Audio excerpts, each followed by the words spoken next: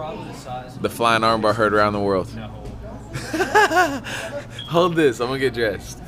Tell him that story, John. No. We have a picture of John. Camera over here. We have a picture of John. This is Irving, right? Yeah. Irving police officer? No, Arlington. Arlington PD.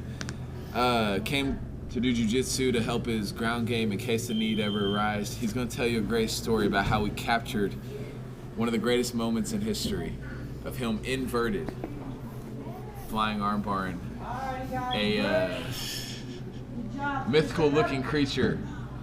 Steroid. I feel I'll put on the spot. Go, John, tell. It's not a very good story.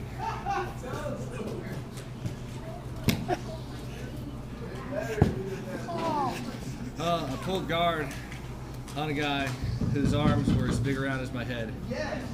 And as he was trying to stand up with me and his guard, or me, my closed guard around him, he pushed on me with his arms, and I went for an armbar from the closed guard. And he continued to stand up because he was really strong, and I was hanging there for all my life. And he didn't pull his arm back in, so I threw my leg over his head and pulled as hard as I could on his elbow until he tapped. So that's the story. Technique triumphs. Yeah, almost 9 years of jiu-jitsu training, and I've been an officer for about 13 years. And I distinctly remember when I showed up for my very first jiu-jitsu class, and having been a police officer for a couple of years, and I thought, these guys aren't gonna have anything to show me. I'm just gonna beat up everybody that's here and go home, and martial arts probably isn't for me. And about 15 minutes later, I was puking into a trash can, and I'd been choked out 5 or 6 times, and I was sold at that moment, like, I need this. And one of the main people that had beaten my rear end that day was a little 95-pound female, and her name was Sue. And she was just a beast. She didn't even break a sweat, and just crushed me. I was like, I need this.